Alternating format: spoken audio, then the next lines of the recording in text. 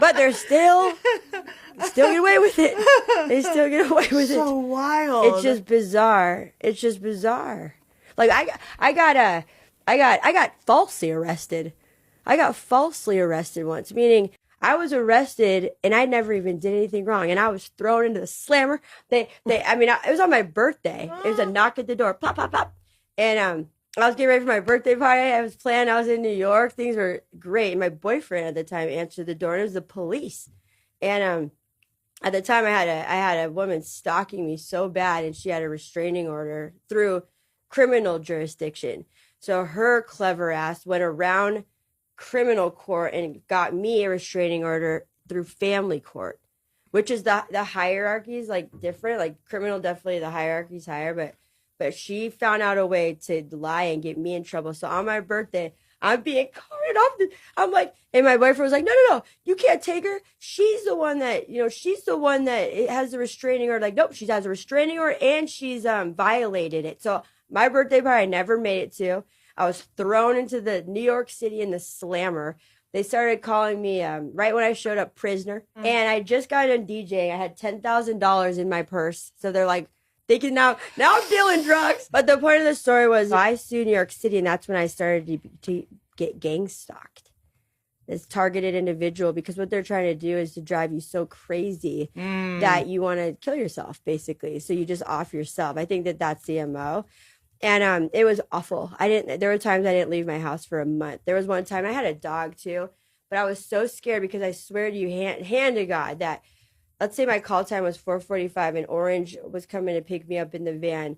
No one's on the streets. I lived on Morton Street. It's like right there, like in the lower West Village or whatever. Adorable street. So this was during the filming of Orange is the New Black. Yeah. So when I was, because the lawsuit was like let's say 1 or 2 years later. Mm. Yeah, that's when the bad stalking started. But the gang stalking, so I would leave my apartment, and I swear to God, and one time my friend thought people would just start coming and crisscrossing, like they don't care if they cut you off. People everywhere, all of a sudden, everywhere. They're everywhere. And like I was reading the Bible, and it was on my lap, and this number kept calling through, and it was calling through on FaceTime. And then I was like, I'm not answering that because I don't answer just any call. But then it came in not on FaceTime. It was a gentleman. I answered the phone. His name was Truman. And he literally said, you know that thing that's on your lap right now? It's a bunch of the Bible. Yeah. And I started just looking around, and then that would proceed to start with a year of more paranoia, year of just hypervigilance. I thought I bought a house that was covered in cameras. And so I'm just like, but I didn't want them to see me looking around because I'm like, I'm being watched. So like, I'm trying, what? You know what I mean? Trying to be cool, but like dying inside, like, oh my, I knew this stuff was real. Like, meaning I knew I was being followed. I knew I was being watched. Now they're in my house. They're everywhere. And like, if I looked out that morning, I'm like, hey, no one's there. Okay. Walking out. And they just look like anyone, or they all look like anyone, but they don't look you in the eye. There's nothing. And my friend said, we think they're aliens, that they're true. If you want to talk about aliens that live amongst us, or demons that live amongst us, you guys, this is the real deal, because we're talking, they come out of every apartment, and 20, and I'm dodging them just to get to my van. And I get in the van, I was like, really quickly, just to, because I was ignorant about it.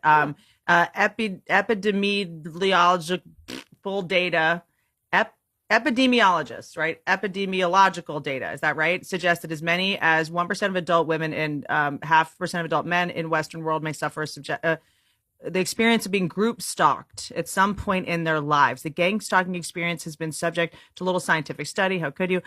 It makes sense, man. Look up targeted individual, TI, not the rapper.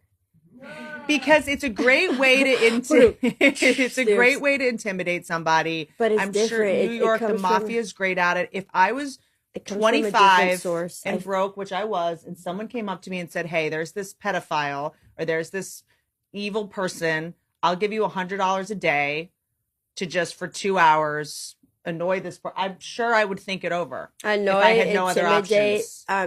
Bump them, always know that you're hot on their trail. Like, I mean, they buy plane tickets A lot of people think it's a mental psychosis and that it's a mental illness. Like you feel like all these people are attacking you? No, I know what I experienced. It was I mean, they would hit, I mean, they would be at airport. Whoa. No, this is a real thing. Beginning in the early 2000s, the term gang stalking became popularized to describe a different experience of repeated harassment, which instead comes from multiple people who organize around a shared purpose. Mm-hmm.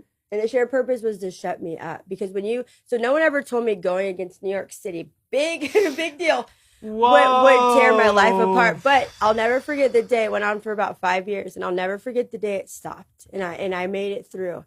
And you know how I made it through?